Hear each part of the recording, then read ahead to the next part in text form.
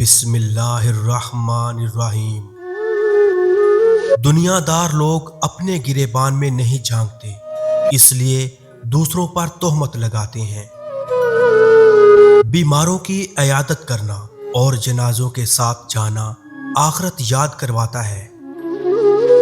لوگ اگر اس صورت پرستی سے آگے دیکھیں اور ان صورتوں کے خالق کی طرف متوجہ ہوں جو حسن کا اصل سرچشمہ اور مرکز ہے، تو دنیا ہی سے جنت کا لطف و نظارہ شروع ہو جائے گا۔ اے فقیر، تو امیری کی آرزو مت کر، ہو سکتا ہے وہ امیری تیری ہلاکت کا سبب ہو۔ جو اللہ تعالیٰ کے علاوہ کسی پر نظر رکھتا ہے وہ ذلیل و خوار ہو کر کفر میں مبتلا ہو جاتا ہے۔ عبادت صحیح نہیں ہوتی جب تک توبہ کے ساتھ نہ ہو۔ دوزخ کی چابی نفسانی خواہشات کی تکمیل ہے۔ مومن کو منافق اور لعنتی کے سوا اور کوئی نہیں ستاتا۔ تیرا نفس اس خونخوار شیر سے بھی زیادہ خطرناک ہے جسے تو اندھے پن میں فریب خورد ہو کر اور گائے سمجھ کر پال رہا ہے۔ اس کا ڈسا ہوا پانی بھی نہیں مانگتا۔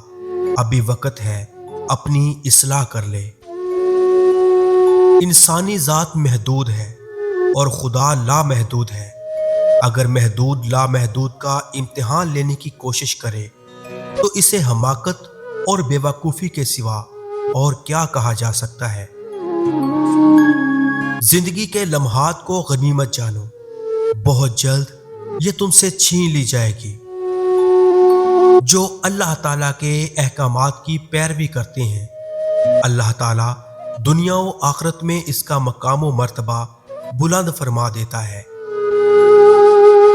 اگر تم ضرورت مند کی مدد کرنے کے قابل ہو تو اس سے ہمدردی کے چند بول بولنا کافی نہیں، بلکہ تم پر فرض ہے کہ اس کی مدد کرو۔ حلال لقمے کے منہ میں آنے سے عبادت کا رجحان اور آخرت میں جانے کا پختہ یقین پیدا ہوتا ہے۔ مخلوق کی طرف دیکھنا نشان ہلاکت ہے اور حق کی طرف دیکھنا نشان بادشاہت۔ دوستی کی کشتی میں پہلا سوراخ شک کا ہوتا ہے۔ نیکی بدی کے پردے میں پوشیدہ ہو سکتی ہے اور اس سے ہٹ کر بھی، اس لیے نیکی کرتے وقت اصل مقصد منشائے رضائے الہی ہونا چاہیے۔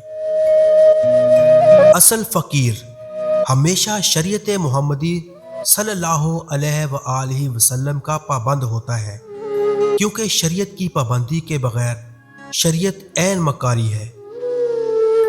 دشمن ہمیشہ دماغ کے منتخب کرو اور دوست ہمیشہ کردار کے۔ درویشوں کے علاوہ دنیا کے باقی لوگ بچوں کی مانند ہیں جو دنیا کے کھیل میں مگن ہیں۔ اگر تو عقل مند ہے تو صورت کو نہ دیکھ، سیرت پر غور کر۔ محبوب سے باہوش اور غیروں سے بے ہوش اور بے خبر ہونا ہی تکمیل عشق کی علامت ہے۔ خدا اس فقیری سے پناہ دے جو حصول دنیا کی خاطر اہل دنیا کے سامنے سر نگو کر دے۔ نا اہل سے محبت کرنے کا انجام ہمیشہ ذلت، رسوائی اور ہلاکت کی صورت میں نکلتا ہے۔ ایسے دکھو جیسے تم ہو یا ایسے رہو جیسے تم دکھتے ہو۔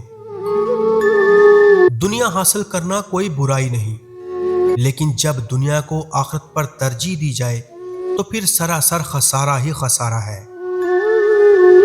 محبوب اگر باقی ہے تو ایام فراق کی بربادی کی کوئی پرواہ نہیں۔ گفتگو سے سمجھ بوجھ میں اضافہ ہوتا ہے، لیکن تنہائی وہ مدرسہ ہے جہاں عظیم ذہن بنتے ہیں۔